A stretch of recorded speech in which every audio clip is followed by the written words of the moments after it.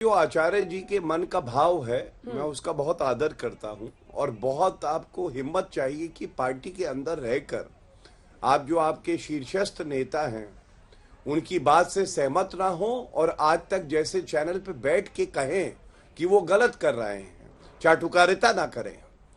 और यहाँ पे एक बात और ध्यान में रखनी चाहिए अंजना जी, कुछ सप्ताह पहले तक कांग्रेस पार्टी भी ये कहती थी हमें तो न्योता आएगा नहीं, न्योता मिलेगा क्या? समाजवादी पार्टी, टीएमसी, अरविंद केजरीवाल।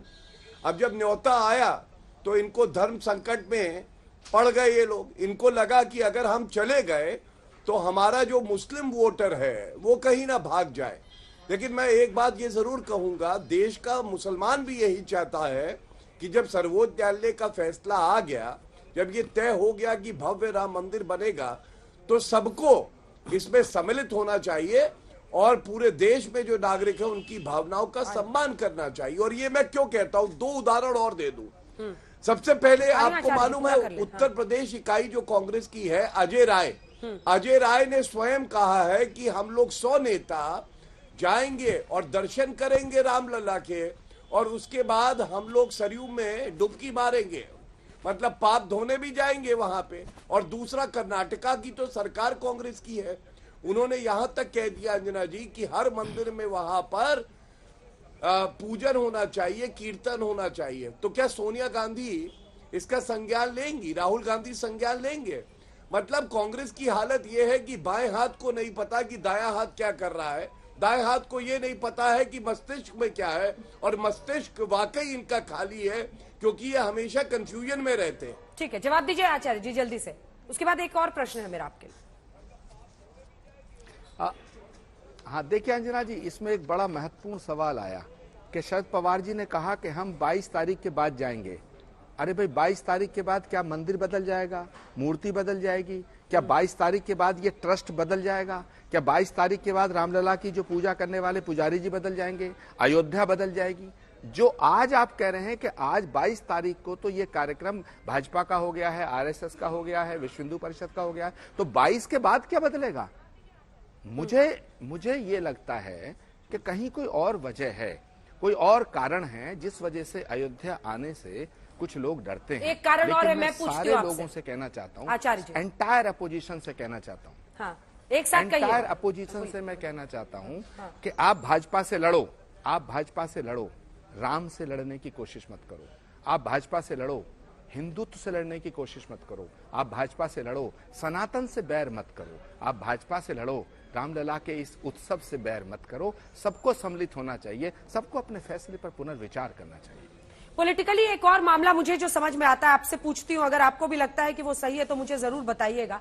अगर हम देखें तो 52 सीटें पिछले चुनाव में 2019 में कांग्रेस पार्टी को आई थी, जिसमें से पूरी गिनती अगर आप देख लें तो 28 सीटें आई थी दक्षिण भारत से और 24 सीटें बाकी सारे राज्यों से मिलाकर आई थी। अब आते हैं दक्षिण के राज्यों पर। Karnataka 28 seat, 1 seat Congress party को पिछली बार आई थी। तेलंगाना 17 सीट, वहां पर 3 सीटें आई थी।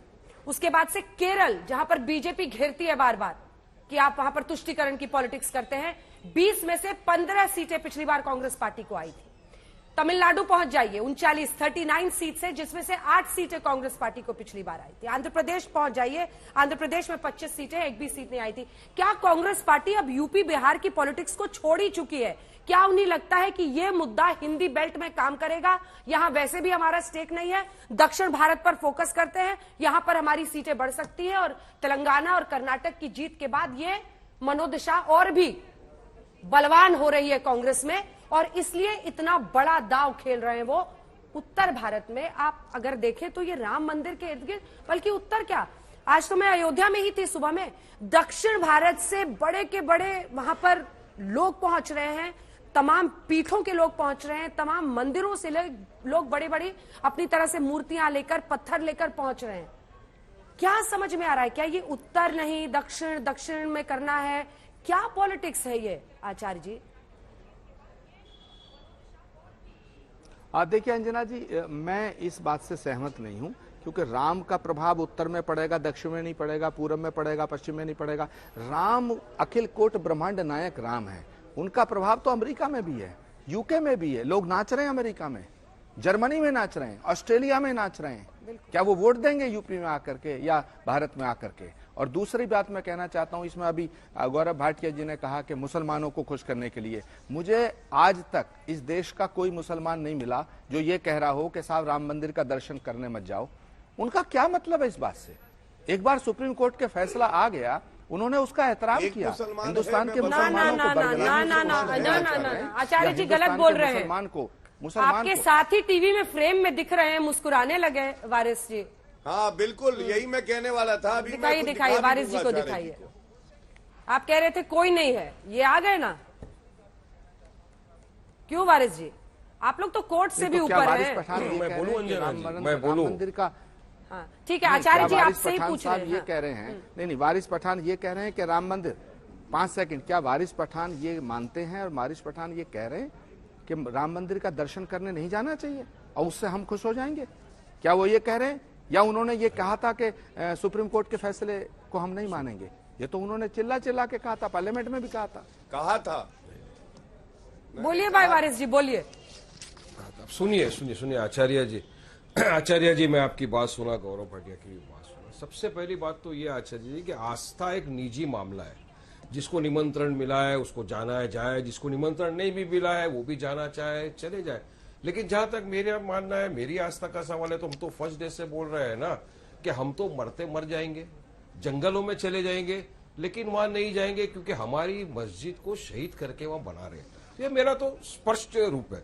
लेकिन यहाँ पर आचार्य जी 2 चीज है ना, ये आप जो बोल रहे हो उस पर आप देखिए, बीजेपी और आरएसएस वाले ने तो एक धार्मिक इवेंट को पूरा के पूरा एक पॉलिटिकल इवेंट बना दिया।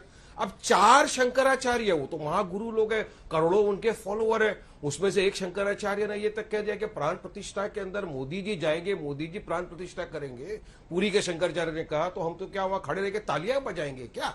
दूसरे शंकराचार्य ने कहा कि मंदिर अभी अधूरा है, अधूरा मंदिर के अंदर आप जाके प्राण प्रतिष्ठा कैसा कर सकते हो? तो ये 4 शंकराचार्य भी आपकी नजर में एंटी हिंदू हो गए, एंटी सनातनी हो गए, क्योंकि बीजेपी का तो एक ये बन गया है मोनोपोली कि जो हमारी विचारधारा को नहीं माना, जो हमारी पॉलिटिक्स को नहीं मारा, वो एंटी नेशनल हो गया, वो एंटी हिंदू हो गया, सारी चीजें वो है।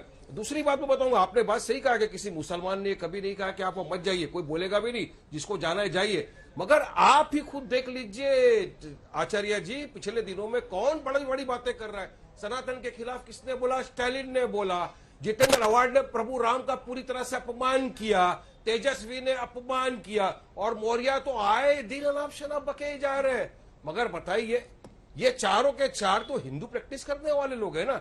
एक भी भारतीय मुसलमान ने ऑफ लेट, अभी की बात कर रहा हूं, पुरानी नहीं, किसी ने भी ये कहा कि नहीं राम के खिलाफ ऐसा बोलो, या मंदिर के खिलाफ ये बोला, सनातन के खिलाफ बोला, नहीं बोला। इसलिए मैं ये बताना चाह रहा हूं कि बीजेपी की जो ये है नफरत की राजनीति, उसमें आप महागुरुओं को नहीं इन्वॉल्व होना है। उनको 3 दिन पहले मोदी जी ने कहा था कि अपनी जुबान पे लगाम लगा के रखो, एग्रेशन में मत आओ। मगर क्या फर्क पड़ रहा है देखिए, हर दिन 2 दिन से मैं भी बैठता हूं डिबेट में, अनाप शनाप बकवास बातें कर रहे हैं। अगर आज मोदी जी देख रहे होंगे अंजानी जी का चैनल तो समझ जाएंगे गौरव भाटिया ने उनकी एक भी बात को नहीं माना और बिल्कुल बोलते जा रहे हैं अनाप शनाप। बहरहाल बात नंबर 4 ये है, सबसे अच्छी बात तो वारिस जी आपकी है। एक सेकंड वारिस जी को मेरे साथ दिखाई। सबसे अच्छी बात अंदाजे बयां तो आपका सबसे अच्छा है वारिस जी। जहर उगल उगल के कहते हैं, हम थोड़ा ना जहर उगलते हैं।